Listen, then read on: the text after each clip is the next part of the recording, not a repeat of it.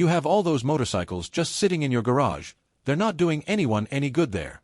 Original post. I'm sitting in my garage at 2 a.m., surrounded by my motorcycles, trying to figure out how I became the villain in my own family story. I'm Marcus, 31, and I work as a quality control inspector at an aerospace manufacturing facility. It's detail-oriented work that suits someone who learned early to notice everything, predict problems, and fix them before anyone got hurt. Skills I developed growing up in a house where I was always somehow wrong.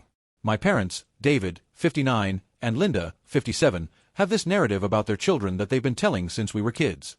My sister Emma, 27, is the sweet one, the people person, sunshine in human form. She works as a barista at a local coffee shop, and according to them, she brings joy to everyone she meets. Me?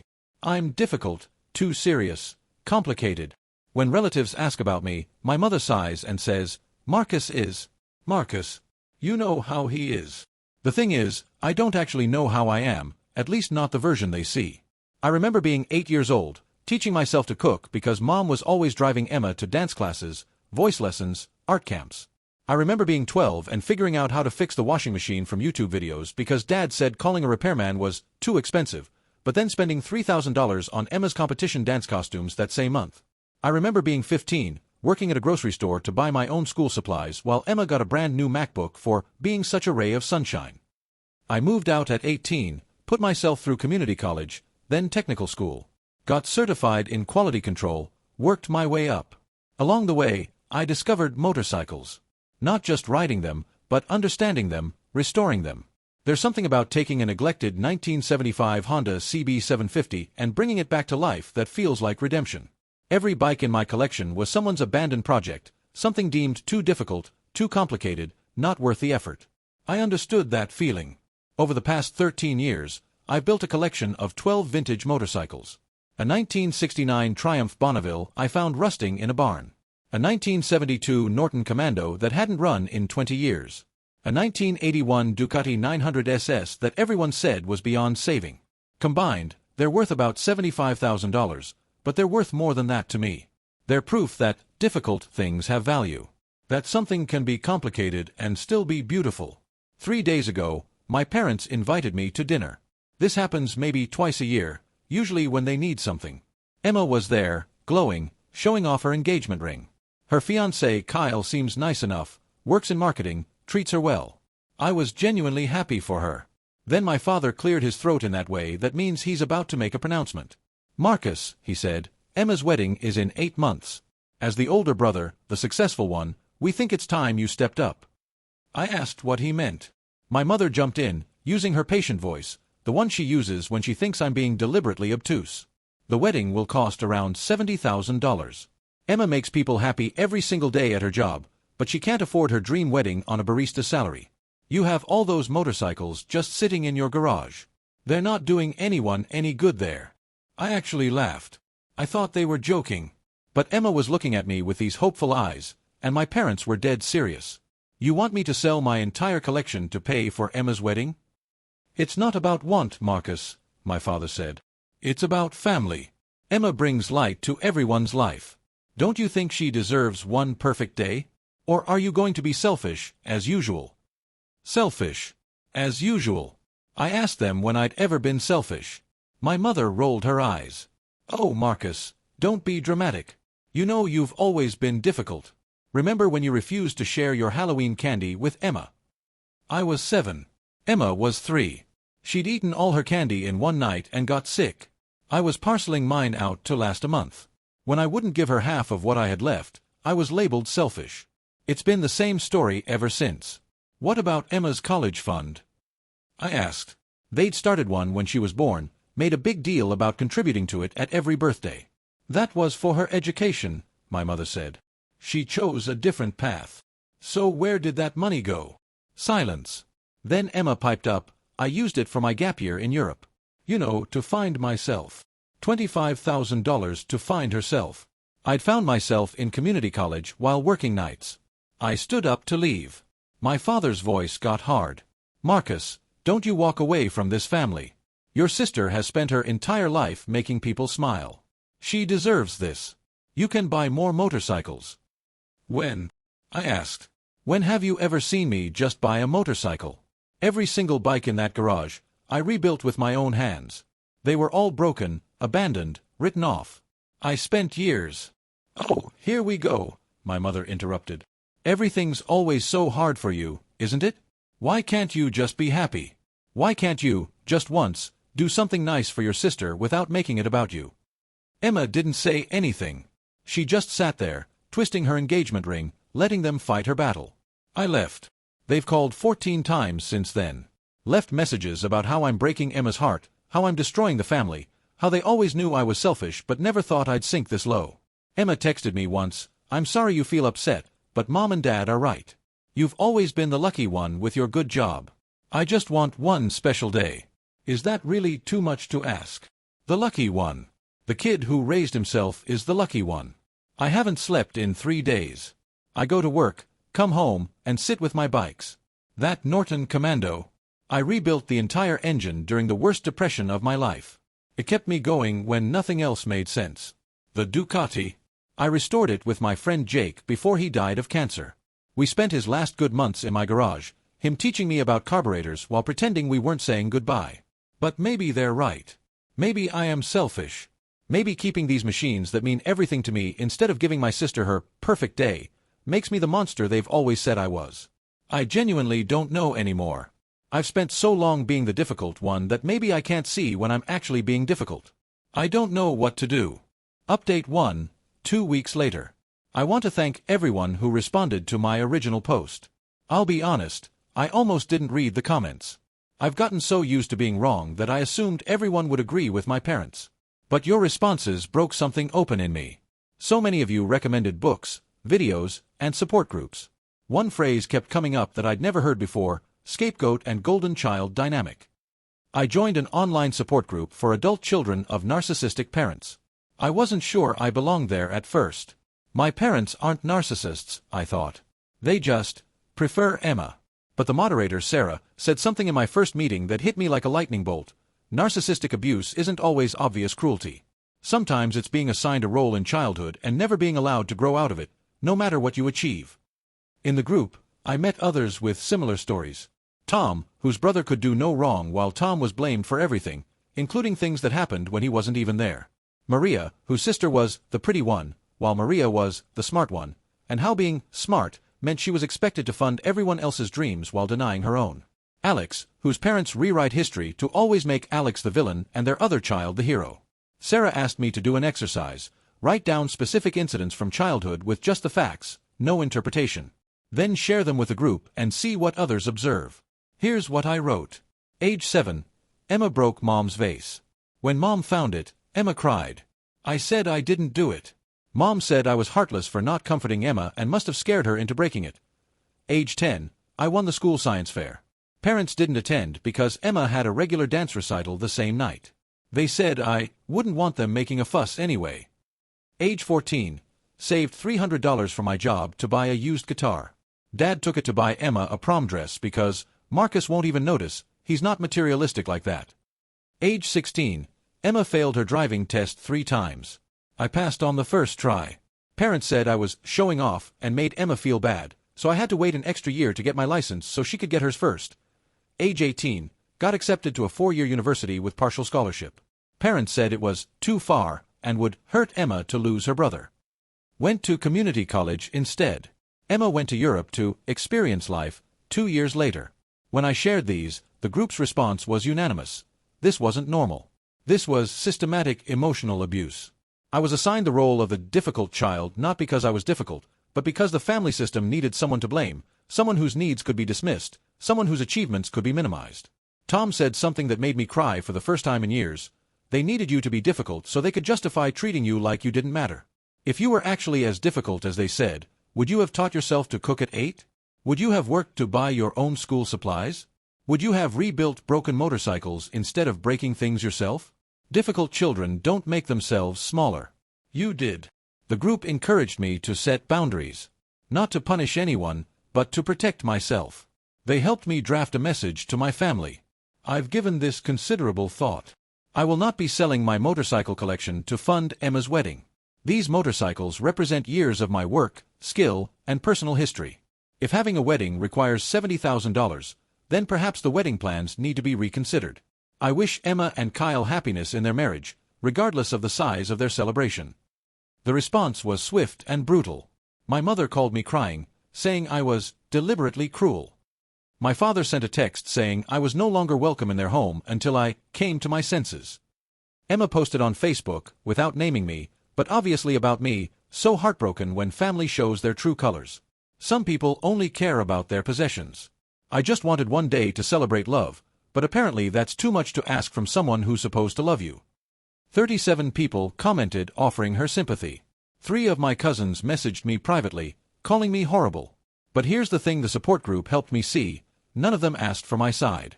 None of them wondered why someone might not want to sell $75,000 worth of personal property for someone else's party. They all just accepted the narrative that I'm difficult, selfish, cruel.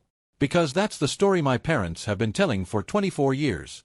Sarah from the group told me something I'm still processing: you could sell every motorcycle, pay for the entire wedding, and give them your kidney on top of it. You'd still be the difficult one. Because that's your assigned role, not your actual personality. Update 2, 6 weeks later. Something unexpected happened last week. I got a call from Ashley, Emma's wedding planner. She was very professional, asking about the payment schedule for the wedding since the family had indicated I was the financial point person. I was confused and asked her what she meant. "Oh, your parents said you'd volunteered to cover the entire wedding as your gift to your sister. They said you were so excited to do this for her that it was your way of showing love since you're not, quote, good with emotional stuff." I asked Ashley what exactly my parents had told her. She was uncomfortable but eventually admitted they'd painted this picture of me as a wealthy, antisocial brother who preferred to show love through money rather than presents. They'd said I was too awkward to be in the wedding party but insisted on paying for everything as my contribution.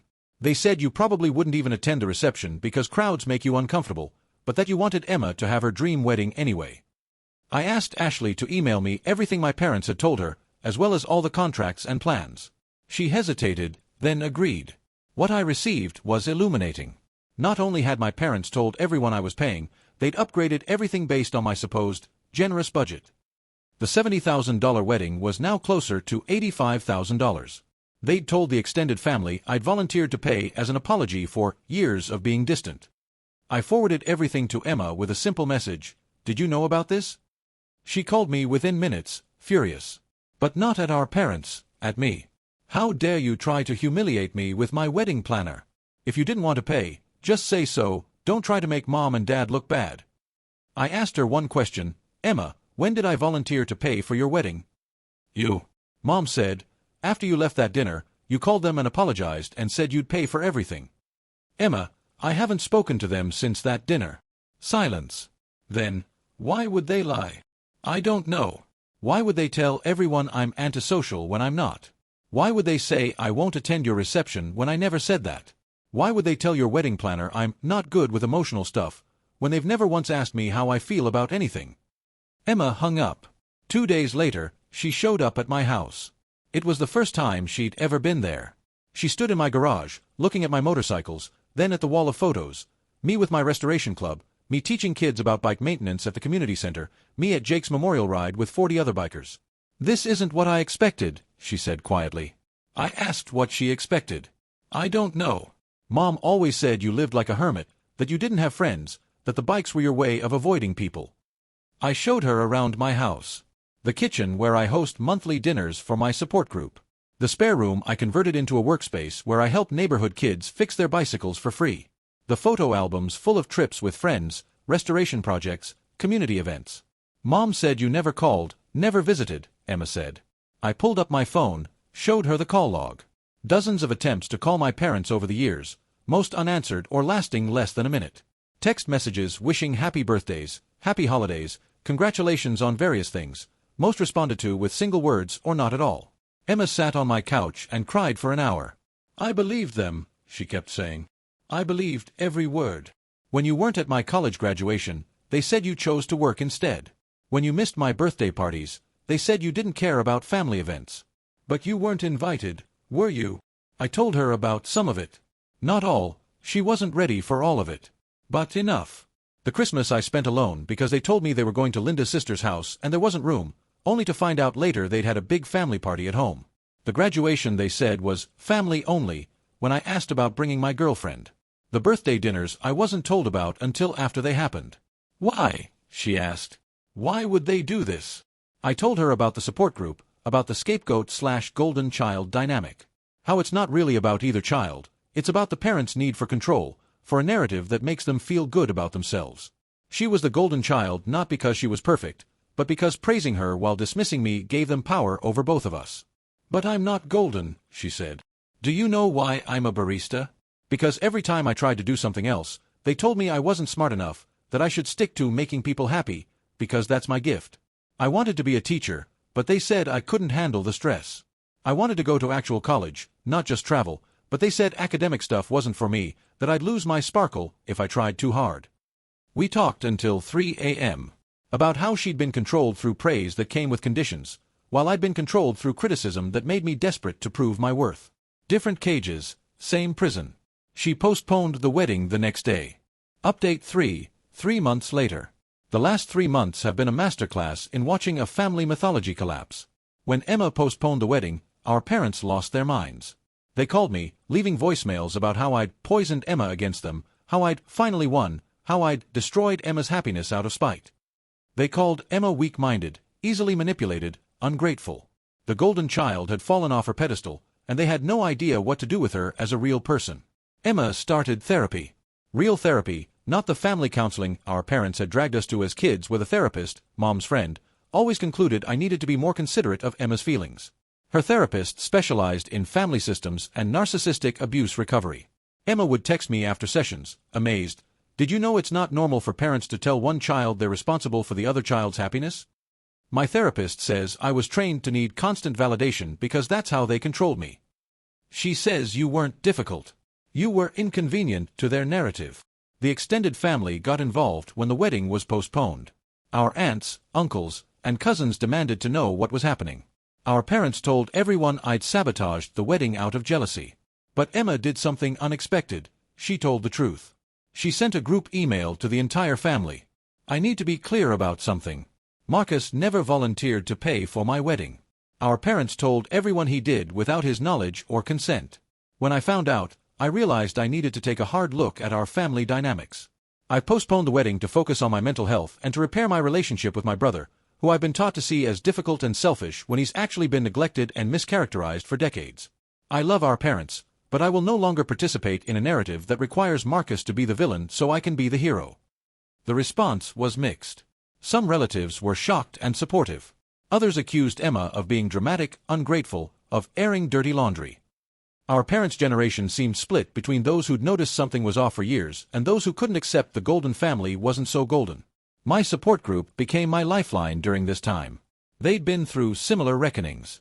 Tom's family had imploded when he refused to pay for his brother's third rehab stint. Maria's sister had a breakdown when Maria stopped funding her lifestyle. They knew the stages: denial, rage, bargaining, extinction burst, and then either acceptance or estrangement. My parents went through all the stages. They denied telling the wedding planner I'd pay. When Ashley confirmed it in writing, they raged about misunderstandings. They tried bargaining. If I'd just pay for half the wedding, they'd acknowledge I was trying to change. The extinction burst was spectacular. They showed up at my work, my house, called my boss, tried to convince my neighbors I was mentally unstable. I had to get a restraining order. But Emma surprised everyone. She'd been doing the work in therapy, really doing it. She started seeing our childhood clearly. The way our parents would buy her things but with strings attached. Dance classes she couldn't quit even when she hated them, clothes that were their style not hers, friends they approved of while isolating her from ones they didn't. She realized her sunshine personality was a performance, that she'd never been allowed to be sad, angry, or disappointed without being told she was not herself. 2 months into therapy, Emma made a decision. She and Kyle would have a small wedding. 20 people. Immediate family who supported them, close friends. No big production, no $85,000 price tag. She asked me to walk her down the aisle. Our parents weren't invited. The wedding was last weekend. It was in Kyle's parents' backyard. Emma wore a simple dress she bought herself. Kyle's mom made the cake. My support group friend Sarah did the flowers. She owns a small florist shop. My restoration club guys all showed up on their bikes, creating an honor guard of motorcycles for the couple's exit. It cost maybe $2,000 total. Emma had asked to say something during the ceremony, and the officiant agreed. After the vows but before the pronouncement, she turned to face the small gathering. 3 months ago, I almost lost my brother because I believed a story about him that wasn't true. I believed he was difficult, antisocial, selfish. I believed he owed me things because I was told I brought joy and he brought problems. I nearly let my parents sell his relationship with me for the price of an expensive party. Marcus, she turned to me, you rebuilt motorcycles that everyone else gave up on. Thank you for not giving up on me when everyone said you should. Thank you for showing me that love isn't about one person sacrificing everything so another can have a perfect day. It's about respect, honesty, and seeing each other as we really are. There wasn't a dry eye in that backyard. The reception was in Kyle's parents' garage. My motorcycles were the decoration. I'd brought 3 of them, including the Norton that got me through depression and the Ducati Jake, and I rebuilt. Emma asked me to tell the story of each bike. For the first time in my life, my family, my chosen family and my sister, listened to my stories like they mattered. My support group was there. Sarah, Tom, Maria, Alex. The people who'd held me up when a lifetime of gaslighting almost convinced me I was the problem. Emma hugged each of them, thanking them for giving her brother the family he deserved when his blood family failed him. Our parents found out about the wedding through Facebook. Someone had posted pictures. They called Emma screaming about betrayal, about how she'd thrown away her life, about how I'd turned her into someone they didn't recognize. Good, Emma told them. Because the person you thought you recognized was never real. She was just a character in your story. I'm writing my own now. They haven't contacted either of us since. Epilogue, present day. I'm writing this final update from my garage, but it's different now. Emma's here, helping me work on a 1983 Honda Shadow she bought as a project bike. She comes over every Thursday night to work on it. She's terrible at it but getting better. Kyle jokes that I'm creating a monster, that soon she'll have her own garage full of bikes. The support group still meets at my house monthly. Emma joins us now. She's become something of a mentor to newer members, especially golden children just starting to see the dynamics. The pedestal is still a cage, she tells them. It's just prettier.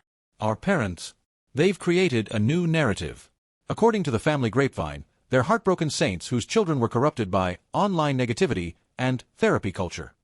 They tell people we've joined a cult, the support group, that we're mentally ill, that we'll come crawling back when we realize what we've lost. Some relatives believe them. Most don't.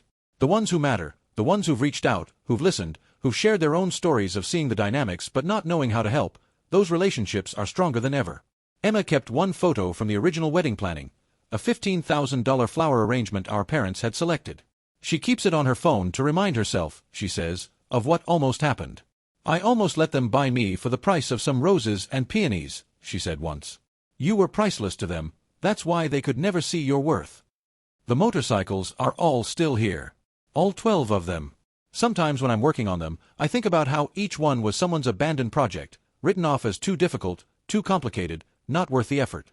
But with patience, understanding, and the right care, every single one roared back to life. Kind of like Emma and me. Kind of like all of us in the support group. We're the difficult ones, the complicated ones, the ones who refuse to stay in our assigned roles. We're the ones who take the broken pieces of our stories and rebuild them into something that actually runs. It's not always pretty. It requires constant maintenance. Some days it breaks down, and you have to figure out what went wrong and fix it again. But it's ours. We built it. And unlike the perfect stories our parents tried to sell us, these ones are true. And truth, I've learned, is worth more than $75,000. It's worth more than all the perfect weddings in the world. It's worth everything. Final note, to anyone reading this who sees themselves in my story, either as the scapegoat or the golden child, know this: the role you were assigned is not who you are. You can choose a different part. You can write a different story. It won't be easy. You'll lose people who need you to stay in character. But you'll find people who love the real you, not the role you were forced to play. That's your real family. Hold on to them. They're worth more than any motorcycle, any wedding, any story someone else tries to tell about you. And to my support group, if you're reading this, thank you for teaching me that difficult isn't a personality trait. It's just what people call you when you won't let them use you anymore. I'm good with that.